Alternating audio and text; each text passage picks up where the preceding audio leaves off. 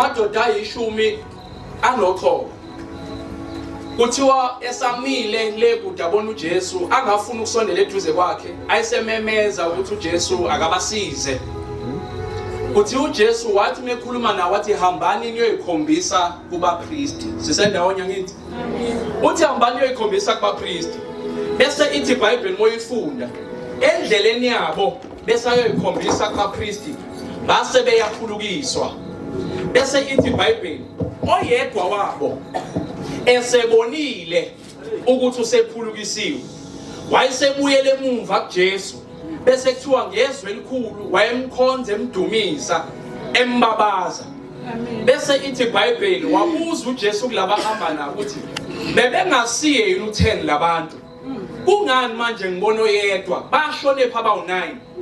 Akekho wakwazi ukuphendula, kodwa kwazakala uJesu ethi kule ndoda eyodwa ebuyile esifike yahlala enyaweni zakhe wathi kuyo phakama sukuma uhambe ukukholwa kwakho kukusindisile. Esokuqala leso nase sesibili Matthew chapter 8 mawuqala ukusifunda from verse 5 wehla naso kuthiwa isosha noma umphathi wamasosha iCenturion kuthiwa wayegulelwa elinye lamabutho akhe. Kuthiwa wafika kuJesu wathi Jesu ngicela ungisize ngigulelwa elinye lamabutho ami lisendlini emumva, ngifisa ukuthi umsindise. Kuthiwa ke wayesebuza uJesu wathi ngingasuka yini la ngiye la isosha lakho lilele khona ukuze ngilisindise. Waphendula umphathi wamasosha wathi Nkosi wena akudinga ukuthi usuke la ukhona, wena ungakhuluma izwi la ungikhona ikwazi ukusinda le ndoda ila ikhona. Liyaqhubeka isosha lithi ngoba ngiyindoda esemthethweni nginamabutho aholwa yimina, mengiwathuma ngithi awahamba yahamba, mengithi awabuya yabuya, mengithi awahlale phansi ahlala phansi, mengithi awasukuma wasukume ama ngeenyawo. Ngiyindoda ephila emhlabeni wesono nami nginezono ezinye zamaphutha ami, amaphutha wenza phambi kwawo amabutho ami, kodwa njalo mengikhipha icommand ahlonipha iposition engikuyona ngilalele ngisho engazi ukuthi nginezinto ezibheke eceleni. Kungakanani ke wena Nkosi, ngiyazi ukuthi amabutho akho ingelosi leze engenasici futhi nawe unasici phambi kwazo. If kukhona abantu abakwazi ukulalela umuntu onezici kangakanani mawuthumela ingelosi zakho ithunyelwa umuntu ongenasici. Thumela la ukhona izwi lizofika. Wakhuluma uJesu, wakhuluma nalaba hamba nabo wathi ngiqinisile ngithi angikaze ngikubone ukukholwa okufana nalokho kwaIsrayeli. Wayesethi kule ndoda, hamba ndoda makube njengokukholwa kwakho. Amen. Nase sokugcina ayafika amadoda aphethe umngani wawo ngohlaka afuna ukumhambisa kuJesu ukuze mefika kuJesu azosinda naye akwazi ukuhamba njengaba abangani bakhe. Kuthiwa mebefika ngasemnyango bafika emnyango kugcwele yonke indawo uJesu ayiyona kwagcwala. Siyabonga namhlanje mesimenyele kuJesu sifithi itende egcwele kanje. Bathi bayangena kwangangeneka, bazibuza ukuthi bazokwenze njani noma sihambe sibuye kusasa. Engqondweni zabo bathi sifuna umngani wethu asinde namhlanje. Base beyishintsha implan yabo basuka emnyango bagibela phezulu kophahla. Kuthiwa babhodloza phezulu bayehlisa le ndoda bayehlisela phambi kwaJesu. Bese ithi iBhayibheli wathi uJesu ngenxa yokukholwa kwalamadoda alethe legulayo, ithi iBhayibheli umebona ukukholwa kwabo wayesethi kule ndoda egulayo izono zakho ithethelelwe, sukuma uthatha uhlaka lwakho uhambe. Sindawonye bazalwane. Now kulezi izitori ezu3 engikhulume ngazo nayi lento eyodwa bengifuna uyibamba. Kwesokuqala istory kulamadoda aye10 ayephethwe ubuchopho sekubuye le yodwa wathi uJesu ekugcineni hamba ukukholwa kwakho kukusindisile.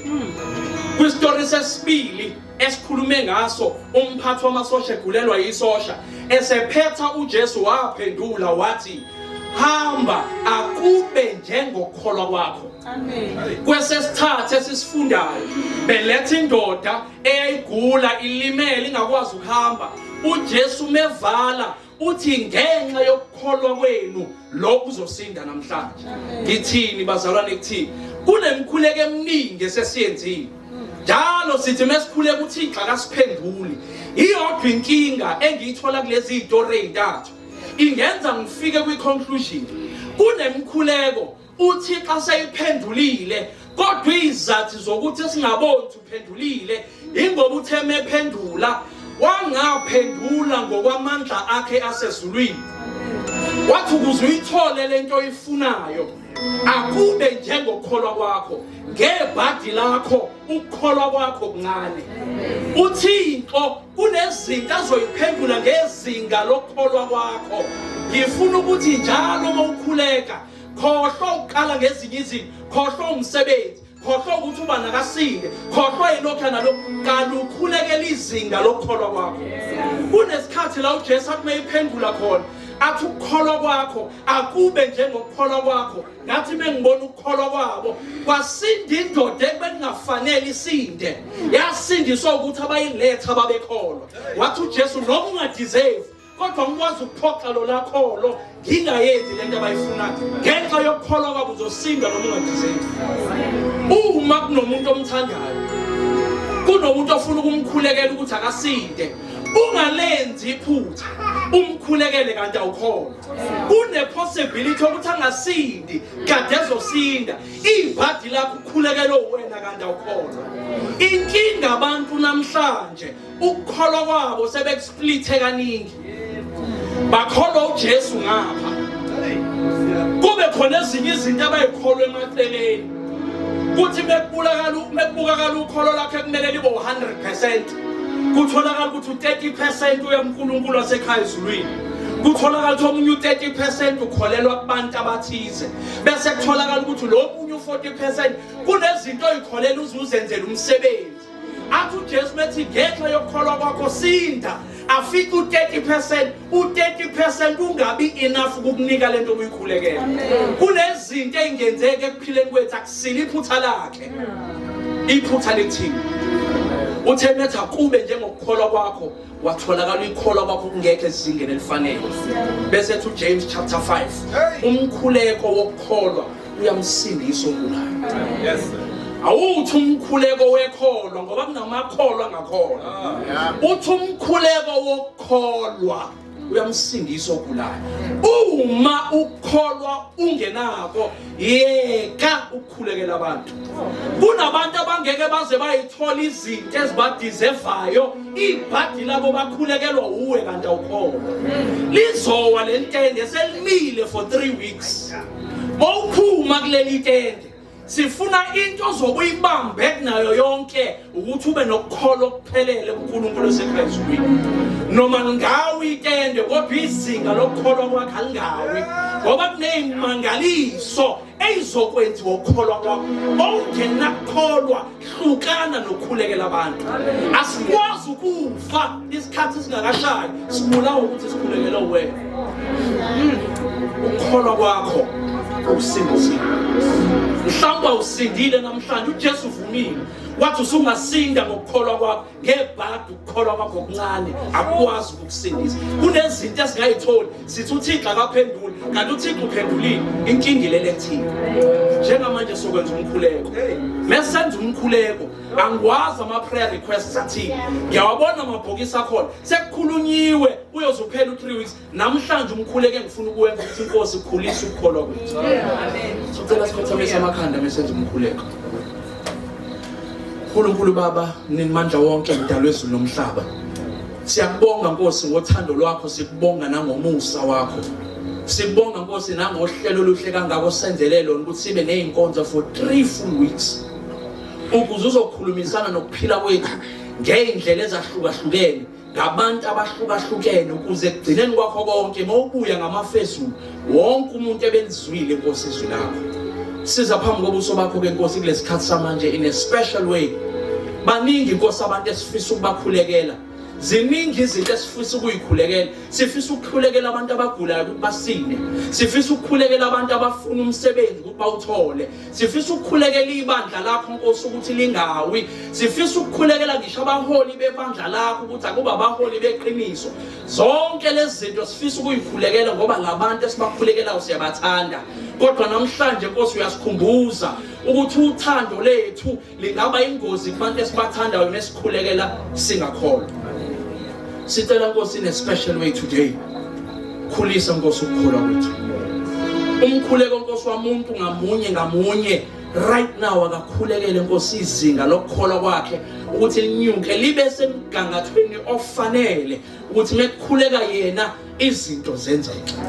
Singakhuleka sonke Nkosi kungenzeki lutho kanti akho ngisho yedwa Nkosi ukukholwa ngokufanele. Siyacela Nkosi uqinise ukukholwa kwethu. Konke sokukhulekela kuzokwenzeka ngoba wena Nkosi sikubonile kulethwa indoda esingazi noma ideserve yini ukusinda, kodwa wabuka ukukholwa kwalabo abayilethayo. Yasinda ngenxa yabanye abantu. Kunabantu Nkosi ekufanele basinde ngenxa yethu. Ukukholwa kwethu makube enough ukusindisa abantu abangakholwa. Nabantu esibakhetha njengabangani, uma thina Nkosi singasakholwa, sicela abangani bethu babe nokholo enough ukuthi sisinde thina ngenxa yabo. Khulisa Nkosi ukukholwa kwethu ukuze egcineni kwakho konke imikhuleko siyiphendulile sizokwazi Nkosi ukubona yenzeka, ngoba njengamanje ivinjwe yithini nokukholwa kwethu okuncane. Sibizwa ngamakholwa ngoba sibonakala sigqoka amasudu, sibizwa ngamakholwa ngoba siphatha amabhayibheli, sibizwa ngamakholwa ngoba singena ey'nkonzweni njalo ngoSaturdays nangoSunday, sibiza ngamakholwa sinemithandazo yolesine nangolesithathu. Ekungcwabeni Nkosi sicula kujuluke kuphenduke wonke umuntu. Samakholwa kodwa sikholwa. Abantu babamba ukuthi ophethe iBhayibheli uyikholwa, baningi Nkosi abagcwele endlini yakho yokukhonza, kodwa bambalwa abasencwadini yokuphila. Siyacela Nkosi usenze amakholwa, sithi mesibizwa ngawo sibizwe ngawo ngoba kufanele. Khulisa Nkosi ukukholwa kwethu. Lo mkhuleko wami ngoJesu inkosi yethu manje naphakade. Amen.